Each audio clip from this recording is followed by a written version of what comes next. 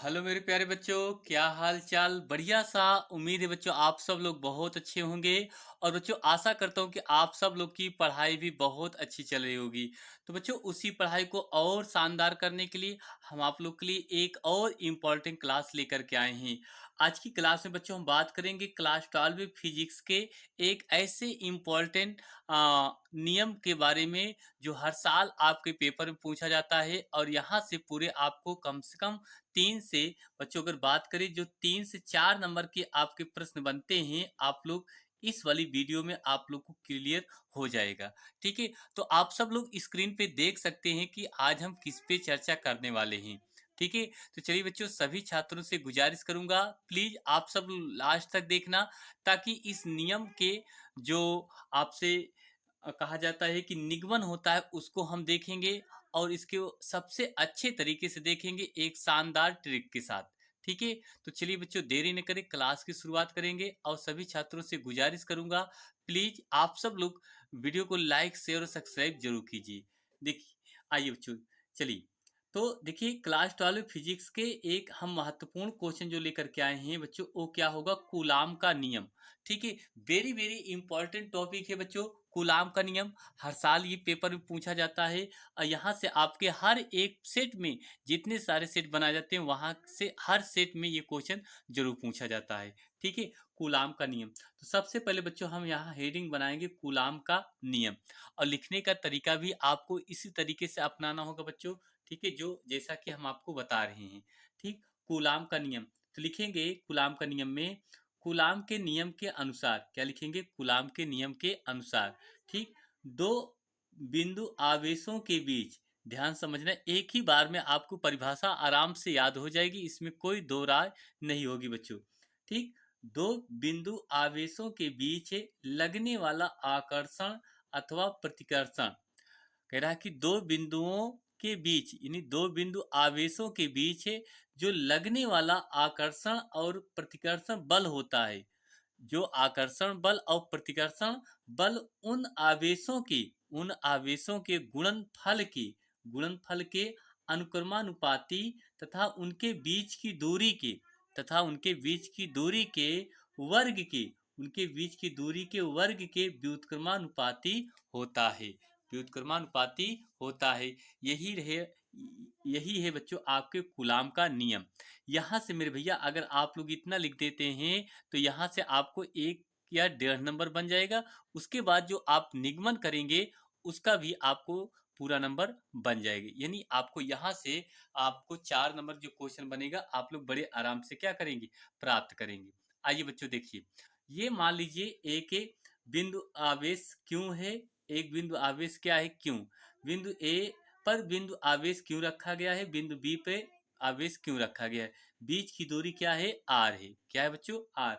तो इसको हम लिखेंगे क्या, नंबर 1 में लिखेंगे एफ, यानी बल है। एफ अनुक्रमानुपाती Q1 गुणे Q2। समीकरण नंबर इसको 1 मान लेंगे। फिर दूसरे में लिखेंगे एफ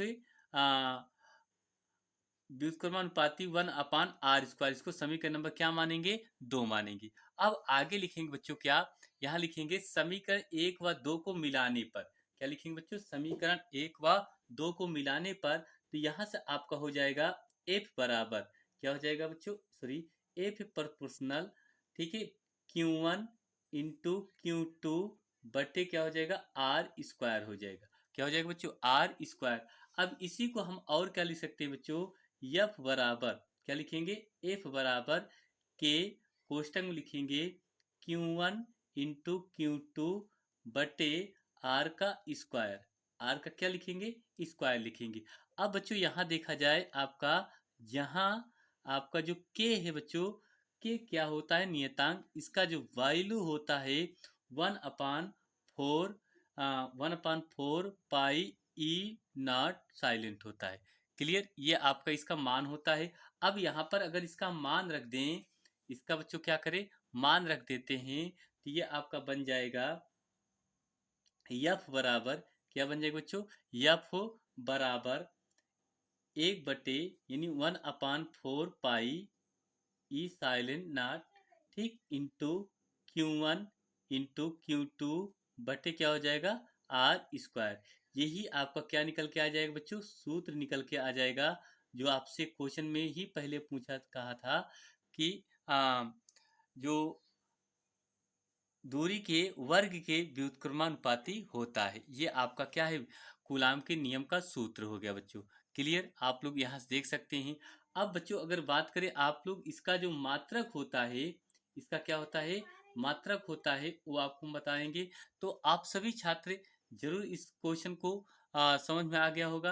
अच्छा, अगर बच्चों यहाँ से देखा जाए तो इसके जो कुछ मान होते हैं, 1/4 पाई ई साइलेंट नाट बराबर, इसका जो मान होता है 9 गुणे 10 के घाते 9 गुणे 10 घाते 9 न्यूटन, क्या होता है, न्यूटन मीटर स्क्वायर प्रति प्रति कूलाम स्क्वायर। ठीक, ये आपका इसके 1/4 पाई ई नॉट साइलेंट के बराबर। वहीं अगर देखा जाए ई नॉट क्या होता है बच्चों, ई जो नाट होता है निर्वात की, क्या होती है बच्चों, निर्वात निर्वात की वैद्युत निर्वात की वैद्युतशीलता, निर्वात की वैद्युत क्या होती है, शीलता होती है। क्लियर भैया, इतना समझ में आया। अच्छा, उसके बाद देखा जाए ए ई नॉट का जो मान होता है वो होता है 8.85 गुणे 10 के घाते -12 से कूलाम स्क्वायर प्रति न्यूटन मीटर स्क्वायर, ये होता है आपका। ठीक है, तो याद रखना ये आपका निगमन हो गया बच्चों। ठीक है, तो क्वेश्चन कैसा लगा बच्चों, आप सब लोग जरूर कमेंट बॉक्स में बताइए। बच्चों अगर आप सब लोग इस क्वेश्चन को एक दो बार अगर आप लोग रिपीट कर लेते हैं, तो यहाँ से आपके जो क्वेश्चन बनेंगे, आपसे पेपर में जो पूछा जाएगा, बड़े आराम से और आसानी से क्वेश्चन को क्या करेंगे, हल कर लेंगे, और आप लोग को दिक्कत भी नहीं होगी। ठीक है, तो बच्चों चलिए बस इतना ही। तो एक छोटी सी वीडियो थी जो आप लोग के लिए बहुत ही इम्पोर्टेंट थी, तो हम आप लोग के लिए ये वीडियो लेकर के आए। ठीक है, और आशा करता हूँ बच्चों आप सब लोग को ये वीडियो जरूर पसंद आई होगी। तो अगर वीडियो पसंद आई है तो आप सब लोग चैनल को लाइक शेयर और सब्सक्राइब जरूर कीजिए। और बच्चों आप सब लोगों से यही उम्मीदें और अपेक्षा करता हूँ कि आप सब लोग पढ़ाई पे विशेष ध्यान रखेंगे, और आप लोग का जो समय है अब आपके पास ज़्यादा नहीं है, और कोशिश करिए कि ज़्यादा से ज़्यादा तैयारी कीजिए और अपने पेपर को अच्छे से तैयार कीजिए। तो चलिए बच्चों बस इतना ही, मिलते हैं एक और मस्त अगली क्लास में। थैंक यू आप सभी छात्रों को बहुत बहुत दिल से धन्यवाद।